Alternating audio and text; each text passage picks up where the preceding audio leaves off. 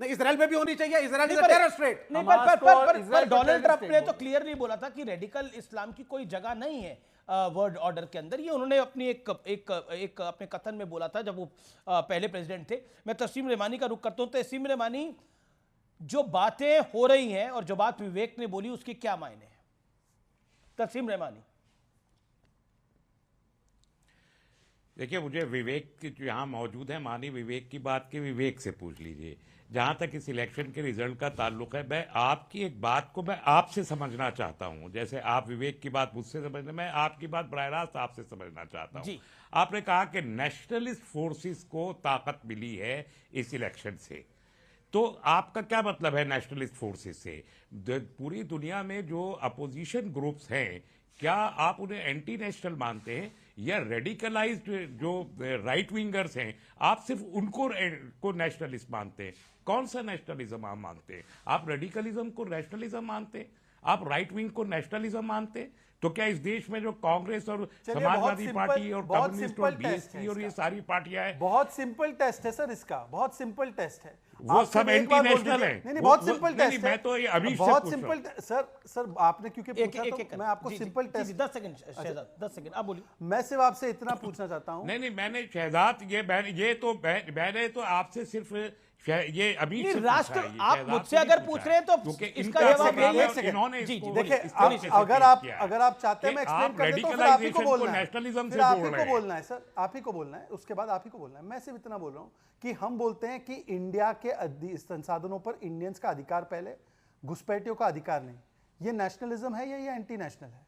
घुसपैठी जो रोहिंग्या कहीं और से आता है उसको अधिकार देना, ये नेशनलिज्म है आपके लिए? सवाल पे जा ही नहीं रहा, क्योंकि वो आपके धर्म से है। बेसिक सवाल पे वो आपके धर्म से है, तो रोहिंग्या को यहाँ पर क्या आपको लगता है ट्रंप के जीतने से ये इस्लामोफोबिया वर्ल्ड ऑर्डर में बढ़ेगा जैसे आरोप लगाए जा रहे हैं ट्रंप के जीतने से? तस्लीम रहमानी, क्या रेडिकलाइजेशन को नेशनलिज्म कहते हैं? क्या ये देश रेडिकलाइजेशन को नेशनलिज्म मानेगा? मैं अपने देश की बात कर रहा हूं, मैं अमेरिका की बात नहीं कर रहा। मुझे कोई फर्क नहीं पड़ता है वहां पर कि कमला हैरिस जीतती हैं या डोनाल्ड ट्रंप जीतते हैं। उनकी पॉलिसी, जैसे अभी सुहेल ने बहुत सही कहा कि एक डीप स्टेट है जो अमेरिका को चलाता है, वहां डेमोक्रेट रिपब्लिकन के उन्होंने ये बाइडेन के टर्म के लिए बोला, उन्होंने ट्रंप के टर्म के लिए नहीं बोला कि Biden was not running the government. वहां पे deep state was running the government, he did not tell. उन्होंने ये बात ट्रंप के लिए नहीं बोली। एक सेकंड, काउंटर पॉइंट है सोहेल से। क्या आपने ये ट्रंप के लिए बोला था? एक second, he is there. You नहीं, ये यहां पर उनको कोट गलत किया जा रहा है ट्रंप सोहेल से। भाई साहब को भी मालूम है कि ट्रंप की सेकंड टर्म शुरू नहीं हुई, तो मैं सेकंड टर्म के बारे में कैसे बात कर सकता था? फर्स्ट टर्म में भी भविष्य, मैं तो एस्ट्रोलॉजर हूं नहीं, तो मैंने बाइडेन के टर्म के बारे में कहा the deep state and Barack Obama was running the government, और मैं उसको मेंटेन करता हूं, चलाता है। अब भाई साहब ये नोन फैक्ट है, पॉलिसी नहीं बदलती है, स्ट्रेटेजी बदलती है, स्ट्रेटेजी बदलती है। दोनों की अलग अलग स्ट्रेटेजीज है। एक आराम से थप्पड़ मारता है, एक जोर से थप्पड़ मारता है, इसके अलावा क्या डिफरेंस है? आप बताइए, वेस्ट एशिया के लिए क्या पॉलिसी बदल जाएगी? जो ट्रंप की पॉलिसी वेस्ट एशिया पर पहले थी, जो वेस्ट एशिया के लिए ट्रंप की पॉलिसी थी, क्या वही डेमोक्रेट्स की पॉलिसी नहीं थी? क्या जो बाइडेन की वही पॉलिसी नहीं थी? ट्रंप ने आपको बोला कि वो क्या करेगा? भाई आपको ट्रंप से, आपने ट्रंप से मैंने बोला कि ट्रंप क्या करेगा? आपसे बात की है बेगानी शादी में अब्दुल्ला दीवाना, उसका टर्म तो शुरू होने दीजिए, उसकी टर्म तो शुरू होने दीजिए। यही मैं बाकी लोगों से कहना चाहता हूँ, इसीलिए मैंने कहा मुझे फर्क नहीं पड़ता कि वहां पर डेमोक्रेट जीते या रिपब्लिकन जीते। मेरे देश में क्या इम्पैक्ट बढ़िया है? तहसीन इज वेटिंग। तहसीन, एक second, Shehzad, I'll come back. Okay, Tehseen Poonawalla on screen. Tehseen Poonawalla, क्या आपको लगता है राष्ट्रवादी?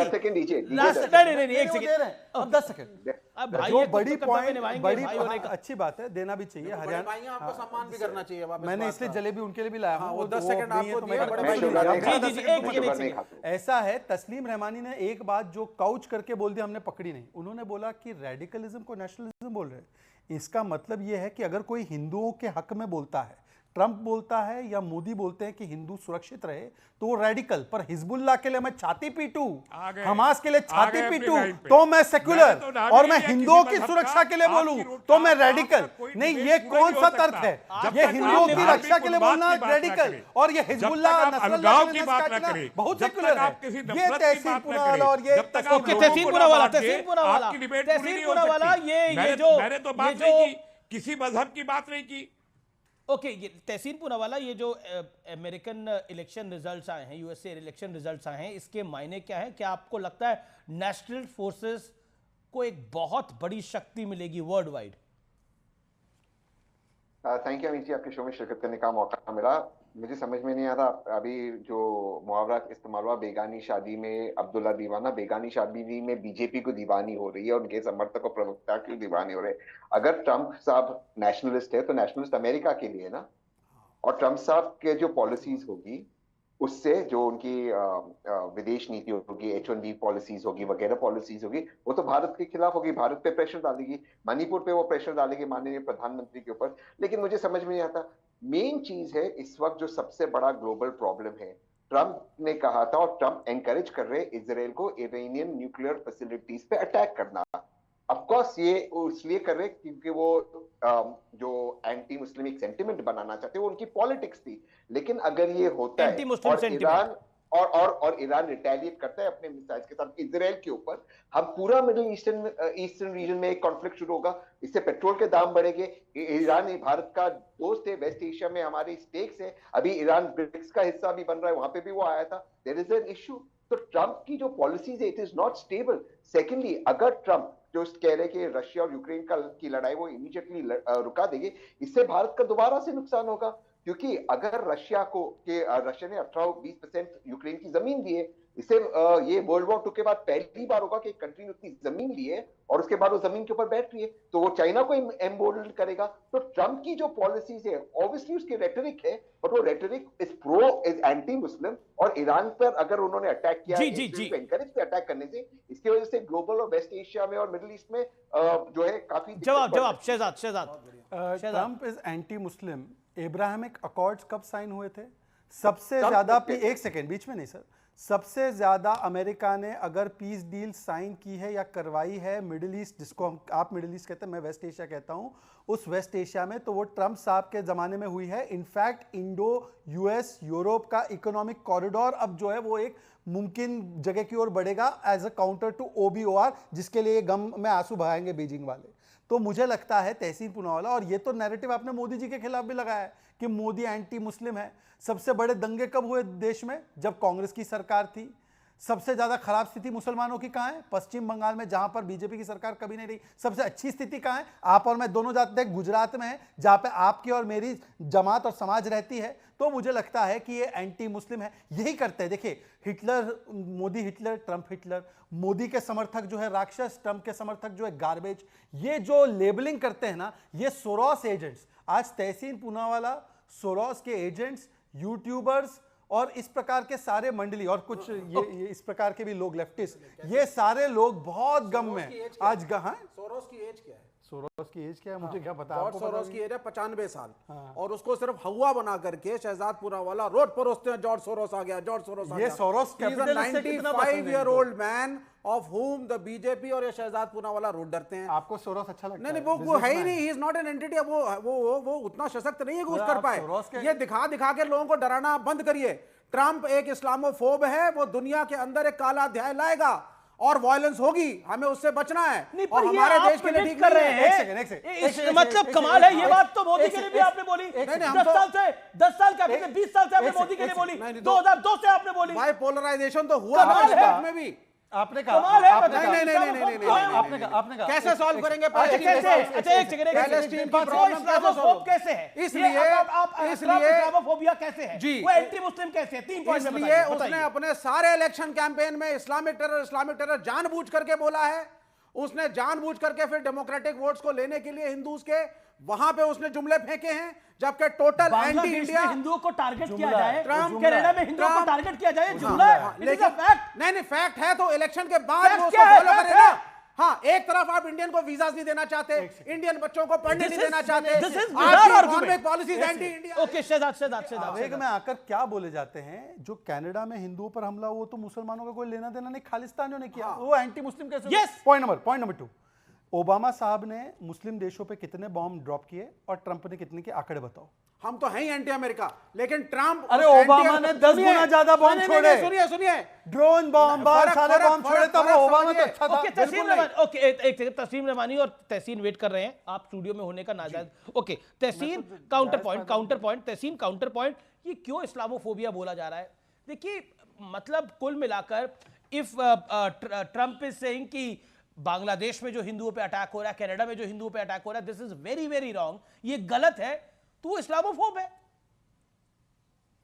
वही बात देश की विपक्ष बोल रही है, और एक्चुअली ट्रंप ने कुछ एक्शन लिए, वर्तमान जो सरकार है हमारी भारत में, उन्होंने कुछ नहीं किया, अटैक्स हो रहे, वो बताती है कि उनको वो निर्भर है ट्रंप साहब के ऊपर और फॉरेन मिनिस्टर्स के ऊपर, खुद कुछ नहीं कर सकती है हमारे हिंदू भाई बहनों को बचाने के लिए। लेकिन महत्वपूर्ण बात यह है कि ट्रंप की नेशनलिस्ट पॉलिसीज होगी प्रोटेक्शनिज्म, और प्रोटेक्शनिज्म से भारत को नुकसान होगा अगर अमेरिकन प्रोटेक्शनिस्ट होगा। पहली बात, मणिपुर को लेकर वो प्राइम मिनिस्टर मोदी पर बहुत ज्यादा प्रेशर डालने वाले। याद रखना कि बांग्लादेश में रेजिम चेंज अमेरिका ने करवाया था, अब वो जो रेजिम चेंज अमेरिका के अंदर हुआ है, उससे लेकर भारत के ऊपर सवाल उठेंगे। और मैं दोबारा से कह रहा हूं, वेस्ट एशिया या मिडिल ईस्ट, अब जो भी टर्म की, मैं भी वेस्ट एशिया ही कह रहा था, मैं मिडिल ईस्ट ऑडियंस के लिए कह रहा था, वेस्ट एशिया में जो ईरान इजराइल की कॉन्फ्लिक्ट है, उसको ट्रंप ने बढ़ावा दिया। ठीक है, मैं बार-बार हो रहा है, क्योंकि सोहेल सेठ के पास भी कुछ जाना पड़ेगा। सोहेल सेठ, ये जो बात एक नैरेटिव बिल्डिंग हो रही है, बीट तहसीन पूनावाला, बीट विवेक जी, बीट तस्लीम रहमानी, इस्लामोफोबिया, और कहा जा रहा है कि एंटी इस्लाम है डोनाल्ड ट्रंप, ये जो टाइपकास्ट किया जा रहा है, इसको आप कैसा देखते हैं? अब आप देखिए, जो भी लीडर्स, स्ट्रॉन्ग लीडर्स हैं, उन्हें कोई ना कोई एंटी सोब्रिकेट दिया ही जाता है। अब आप इटालियन प्राइम मिनिस्टर को देखिए, उसको आपने एंटी इस्लामिक बोल दिया है, कियर स्टारमर को आपने एंटी इस्लामिक बोल दिया है, मोदी जी को तो आपने बार बार बोला है 20 साल से। प्रॉब्लम ये है कि जब कोई टेररिस्ट ऑर्गेनाइजेशन या जो भी कोई सेपरेटिस्ट ऑर्गेनाइजेशन जब आइडेंटिफाई होती है, तो लोग इजी वे आउट लेते हैं, बोलते नहीं भाई ये एंटी इस्लाम है। आप मुझे कहिए, अगर नरेंद्र मोदी का आप ट्रैक रिकॉर्ड देखिए, ट्रिपल तलाक किसने अबॉलिश किया, किसके टर्म में हुआ? नरेंद्र मोदी के। वही ट्रिपल तलाक जो शाह बानो की वजह से राजीव गांधी ने रीइंस्टेट किया था through an act of parliament, even when Supreme Court had thrown it. Number 1। Number 2, Donald Trump ने क्या कहा है?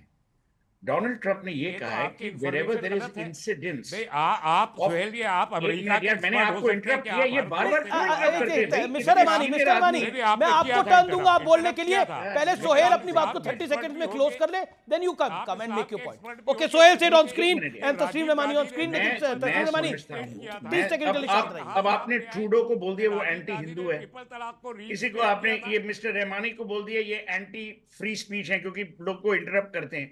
ऐसे थोड़ी होता है कि आप लोगों को ऐसे सौब्रिके दे देंगे और वो चलेगा। Trump has to defend America. अगर उसके मन में ये है कि there are certain Islamic elements, and I do not agree with the word Islamic, to tarnish an entire community is unfair. पर लोग कह रहे हैं, अब भाई आप देखिए, डिक चेनी और जॉर्ज डब्ल्यू बुश ने क्या कहा था after 9/11? They coined the phrase Islamic terror. ये चिदम्बरम ने हिंदू टेरर कॉइन किया था। चिदम्बरम और ये थोड़ी मतलब है कि हर Hindu terrorist. Sushil Kumar Shinde, former home minister, coin करने दीजिए, जिनको कश्मीर में जाने से डर लगता था, he said on record. Okay, Tasleem Rahmani make your point now. Tasleem Rahmani make your point, 50 seconds. देखिए मैंने पहले भी कहा कि हम लोगों को अमेरिका में कौन सदर बनता है उससे भारत को सिर्फ इतना फर्क पड़ता है कि उनकी फॉरेन पॉलिसी में भारत का क्या स्टैंड होगा। अदरवाइज उनका मुल्क है, उनका प्रेसिडेंट है, वो जाने। हम तो अपने मुल्क में हम जहनी तौर पर और फिजिकली हम आज़ाद हो चुके हैं 1947 में। ना जहनी तौर पर किसी अमेरिका के या यूरोप के गुलाम है, ना जिस्मानी तौर पर गुलाम है। इसलिए इसका ना सेलिब्रेशन जैसे दूसरे मुल्कों में इलेक्शन होता है, ऐसे अमेरिका में भी इलेक्शन हुआ है। हमारा सिर्फ ये देख रहा है कि चाइना के साथ हमारे जो रिलेशन अब आके थोड़े बेटर होने शुरू हुए थे, जो डेंग चौक से ये यहाँ इससे फोर्सेस का जो गश्त का मामला अभी तय हुआ था, थोड़ी सी चीजें हमारी बेहतर हुई थी, क्या वो रिवर्स हो जाएंगी? ये हमारे लिए सोचने की बात इस मौके पर है। और क्या जो पॉलिसीज प्रो अमेरिकन होने की वजह से जो एक नैरेटिव है इंडिया में ही तो बोला जा रहा है, इंडिया में ही तो बोला जा रहा है कि ट्रम्प इज एंटी इस्लाम, बार-बार बोला जा रहा है। इंडिया में आपके सामने विवेक ने बोला, आपके सामने तहसीन ने बोला। मैं तो अच्छा, आप अगर इस्लाम पे बात करना चाहते तो मैं इस्लाम पे बात करूं, मुझे मैं भारत पे बात करना चाहता हूं, आप मुझे इस्लाम की तरफ मोड़ के ले जाना चाहते हैं। नहीं, मैं आपको नहीं बोल रहा, लेकिन मतलब व्हाई ये नैरेटिव बिल्ड क्यों किया जा रहा है? मैं ये कह रहा हूं कि मुझे जो भारत की फॉरेन पॉलिसी और भारत की इंटरनल पॉलिसी पे क्या इंपैक्ट होगा ये हमें डिस्कस करना चाहिए, बजाय इसके कि हम खुशी में बगले बजाने लगे कि वहां फला हार गया और फला जीत गया। ये हमारा कंसर्न नहीं है। हमारा कंसर्न ये है कि देश की खुशी में नहीं, दुख में हो रहा है। रुकावट इस शहजाद ये नहीं होगी। Shehzad okay you 1 minute 20 seconds done. Okay Shehzad, Tasleem Rahmani जी ने कितनी सुंदर बात की कि अमेरिका में कौन जीतता है कौन हारता है, हमारा केवल रिश्ता इतना है कि फॉरेन पॉलिसी में क्या होगा। बहुत अच्छी बात है। तस्लीम जी, फिर गाजा के लिए हजारों ट्वीट क्यों आ गए? मुसलमान वहां पे मारे जा रहे हैं। हिजबुल्लाह और हसन नसरल्लाह के लिए मातम क्यों मनाए जा रहे हैं? अरे सुनिए ना, अरे नहीं होने चाहिए तो अमीश देवगन आपको आज 6 तारीख को शो पे, तब आप बोलेंगे, तब आप बोलेंगे। उससे पहले अब देखिए आप फिर से पत्थरबाजी शुरू कर दिया। ये शाब्दिक पत्थरबाजी क्यों? मेरे बीच में मतलब ये इंटरेस्टिंग है। एक सेकंड, ये इंटरेस्टिंग पॉइंट है। शहजाद को बोलने दीजिए। तकलीफ हो रही है, केरला में हिंदुओं को तकलीफ हो रही है, यहाँ गवर्नमेंट तक बोल रही है, गवर्नमेंट के ट्वीट आ रहे हैं। सर देखिए यही करते इंटरप्ट करके मेरी बात, कनाडा का हिंदू है, मेरी बात पूरी होना दीजिए। बोलिए शहजाद बोलिए। Okay, audio down. ओके तस्लीम ने मारी 30 सेकंड ओके 20 सेकंड शहजाद। अभी मैंने इनसे पूछा कि भाई साहब अगर फॉरेन पॉलिसी, तो भारत की फॉरेन पॉलिसी स्पष्ट है पैलेस्टाइन इसराइल को लेकर। हम इसराइल के आतंक, जो उस पर आतंकी हमला हुआ है उसको कंडेम करते हैं, पर फिर भी हमारी फॉरेन पॉलिसी के खिलाफ जाकर हमास के समर्थन में लोग उतरे, उस पर कुछ नहीं बोला इन्होंने। क्यों नहीं बोला कि फॉरेन पॉलिसी के खिलाफ था? Good point. अभी तस्लीम रहमानी, एक second Tasleem Rahmani, here my question for 20 second, then you take 40 second, audio down. Okay Tasleem Rahmani, अभी आप कह रहे थे, अभी आप हाय तौबा मचा रहे थे कि अमीश देवगन, आप मुझे चाहते हैं कि मैं एंटी इस्लाम पे बात करूं। मैं आपसे और मैं तो इंडिया पे बात करना चाहता हूं, ये तो सिर्फ फॉरेन पॉलिसी का मुद्दा है। तो मुझे बताइए, गाजा में जो हुआ वो भी तो फॉरेन पॉलिसी का मुद्दा था, उस पे तो आप हाय तौबा मचा रहे थे। मुझे खींचना कमाल की बात है। आइए फिर फिलिस्तीन पे बात कर लेते हैं। कौन कहता है कि हमास टेररिस्ट है? कौन कहता है? अमेरिका कहता है। और जो अमेरिका के जहनी गुलाम है वो कहते हैं, जो अमेरिका के जहनी गुलाम है वो कहते हैं यूनाइटेड नेशंस हमास टेररिस्ट नहीं है। एक सेकंड सर नहीं है, बताइए कौन, कहां से है? बताइए कौन सी इंटरनेशनल बॉडी ने कहा जो अमेरिका के जहनी गुलाम है? और अमेरिका वही कहता है। अमीसी मेरी बात ओके तहसीन भी वेट कर रहे हैं। Okay make your point. Hamas ने छोटे बच्चों को माइक्रोवेव में डालकर मारा। हमास ने निर्दोष महिलाओं का बलात्कार किया और निर्दोष लोगों को मारा। नहीं, ये इजराइल कर रहा है, मतलब क्या है? मतलब इजराइल के मासूम लोग मारे जा सकते हैं? ये दोनों गलत बोलिए, एक को मत बोलिए। दोनों हमास की पैरवी कर रहे हैं। आप सिर्फ हमास पे मत उठाइए, आप दोनों पे उठाइए। आप बोलिए इजराइल भी गलत है, हमास भी गलत है। अगर इजराइल, अभी आप लेक्चर दे रहे थे कि इंडिया की फॉरेन पॉलिसी पे बात करिए। अभी आप पूरे देश को लेक्चर दे रहे थे कि इंडिया की फॉरेन पॉलिसी पे बात करिए। और पानी पी पी के ट्रंप को आप टाइपकास्ट कर रहे हैं कि ट्रंप फलाना है, ट्रंप ढिमकाना है। आते ही दुखी थे विवेक श्रीवास्तव, और आते ही इन्होंने बोला कि वो पूरे वर्ल्ड ऑर्डर का सत्यानाश हो जाएगा। अभी तक पता नहीं ट्रंप क्या करेगा, लेकिन वर्ल्ड ऑर्डर का सत्यानाश हो जाएगा क्योंकि इन्हें ट्रंप पसंद नहीं है। इन्होंने बोला आई हेट ट्रंप, आपने बोला I hate Trump and there is do you hate Hamas? Do you hate Hamas? I hate Israel right now. देखा हमास को नहीं। अरे भाई Israel is a terrorist state, मतलब Israel is a terrorist state. अगर you hate Trump, Hamas का You hate Trump but you love Hamas। सुन लीजिए, हमास का कमाल का आतंकवाद गलत है है आपका। हमास का आतंकवाद गलत है, लेकिन इजराइल भी टेररिस्ट स्टेट है। दोनों को बोलिए ना, आप सिर्फ एक को सिंगल आउट क्यों करते हैं? गलती यहां पर है। ओके सिर्फ हमास को बुरा कहेंगे, इजराइल को क्यों नहीं कहेंगे भाई? जी तहसीन पूनावाला हमास एक टेररिस्ट ऑर्गेनाइजेशन है, हिजबुल्लाह एक टेररिस्ट ऑर्गेनाइजेशन है, and we have to condemn them. We cannot stand here and say कि हमास एक फ्रीडम फाइटर्स ऑर्गेनाइजेशन है, उन्होंने निहत्थे लोगों को मारा है, महिलाओं का रेप किया है। भारत की पॉलिसी गाजा के प्रति है, हमारी पॉलिसी पैलेस्टाइन के लिए, we stand for the liberation of Palestine, but Hamas और हिजबुल्ला टेररिस्ट ऑर्गेनाइजेशंस हैं। ओके तहसीन कुछ कहना चाहते हैं? एक सेकंड शहजाद, एक सेकंड, तस्लीम रहमानी वहां से चिल्ला रहे हैं, लेकिन मुझे कौन से देशों ने उनको टेररिस्ट लेकिन देखिए ऑर्गेनाइजेशन कहा है? सिर्फ अमेरिका और उसकी लॉबी ने कहा है। तस्लीम रहमानी शांत हो जाइए। ओके, मैं सीधा चल सकता हूं। मेरे साथ पलकी शर्मा उपाध्याय हैं, my colleague and first post managing editor. मैं सीधा उनका रुख करता हूं। पलकी, स्ट्रेट क्वेश्चन, सीधा सवाल है आपसे। अमेरिका में जिस तरह का ये मैंडेट आया है, क्या इसका अंदेशा लगाया जा रहा था और इसके मायने क्या हैं? पहली बात तो अंदेशा लगाने की जो बात आपने कही, अमेरिकन मीडिया और जो ओपिनियन पोल्स थे, सब ने कहा कि ये बहुत क्लोज रेस होगी, मुकाबला टक्कर का है। पर जिस तरह से रिजल्ट्स आए, जो 7 स्विंग स्टेट्स थे, एक के बाद एक डोनाल्ड ट्रंप के पास चले गए, तो उसको देख के लगता है कि कहीं ना कहीं डेमोक्रेट्स का भी और अमेरिकन मीडिया का जो कैलकुलेशन है वो गलत था। और ये हमने दुनिया भर में देखा है, एग्जिट पोल्स, ओपिनियन पोल्स शायद पल्स नहीं पकड़ पाते हैं लोगों की, तो इतना क्लोज नहीं है। डोनाल्ड ट्रंप की टीम 300 पार की बात कर रही है और शायद वो उन नंबर्स को ले आए। पेंसिल्वेनिया जो सबसे इंपॉर्टेंट स्विंग स्टेट था, उसको जीतने के बाद ट्रंप ने वेट नहीं किया कि कोई और इलेक्शन को डिक्लेयर करे, वो खुद जाके उन्होंने कहा कि हम जीत गए हैं और हम अगले प्रेसिडेंट बनेंगे। इसके साथ साथ जो और चुनाव हुए अमीश, यहाँ पे सिर्फ प्रेसिडेंशियल इलेक्शन नहीं था, सेनेट में 34 सीटों के लिए चुनाव था, पूरा हाउस ऑफ रिप्रेजेंटेटिव्स 400 से ज्यादा उनका जो लोअर हाउस है उसका भी चुनाव था, गवर्नर्स का चुनाव था। तो एक स्वीपिंग मैंडेट है डोनाल्ड ट्रंप के लिए और इसका मतलब ये है कि काफी ताकत है उनके पास। लेजिस्लेटिव बॉडीज अब रिपब्लिकन पार्टी के साथ होंगी, तो डोनाल्ड ट्रंप जो कहते आए हैं कि हम इतना टैरिफ लगा देंगे, हम बॉर्डर को सील कर देंगे, हम इमिग्रेंट्स को बाहर भेज देंगे, अगर वो चाहें तो वो ये सब अब कर पाएंगे। कुछ लीगल चैलेंजेस शायद वर्ड ऑर्डर में काफी है। ये बल्कि एक वर्ड ऑर्डर में एक डिबेट छिड़ गई है। अभी हमारे यहाँ भी यही डिबेट हो रही थी कि एक तरह से राइट विंग राइज है अराउंड द वर्ल्ड, और जो नेशनलिस्ट गवर्नमेंट्स हैं, नेशनलिस्ट सरकारें हैं, उनको ट्रंप की इस जीत से एक बड़ा बढ़ावा मिलेगा। How do you see that, since you cover, you track foreign policy and everything? जी, मेरा ये मानना है कि राइट विंग हो चाहे लेफ्ट विंग हो, सरकारें तब साथ काम करती हैं जब आपका नेशनल इंटरेस्ट उनके साथ मिलता है। तो अगर हम भारत की बात करें तो भारत में प्रधानमंत्री मोदी ने 4, अब ये चौथे राष्ट्रपति होंगे जिनके साथ वो काम करेंगे। पहले ओबामा थे, फिर ट्रंप थे, फिर बाइडेन थे और फिर से डोनाल्ड ट्रंप आएंगे। और सभी के साथ हमारा रिलेशनशिप बहुत अच्छा रहा है क्योंकि बाय पार्टिसन सपोर्ट है इंडिया को, और दोनों देशों के लिए ये बहुत इंपॉर्टेंट रिलेशनशिप है। तो चाहे रिपब्लिकन्स हो चाहे डेमोक्रेट्स हो, हमारे साथ काम करेंगे। हाँ, कुछ जगह जैसे यूक्रेन में है तो यूक्रेन के राष्ट्रपति आज काफ़ी चिंतित होंगे क्योंकि पता नहीं है उनको कि अब अमेरिका से पैसा आएगा कि नहीं। नेतन्याहू काफ़ी उत्साहित हैं इस विक्ट्री को लेके क्योंकि डोनाल्ड ट्रंप से उनके पर्सनल इक्वेशंस हैं।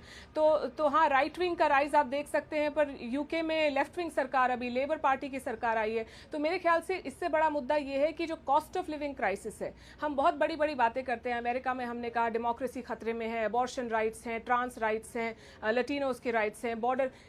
At the end of the day जो सबसे बड़ा मुद्दा इस चुनाव में उभर के आया है वो है इकोनॉमी।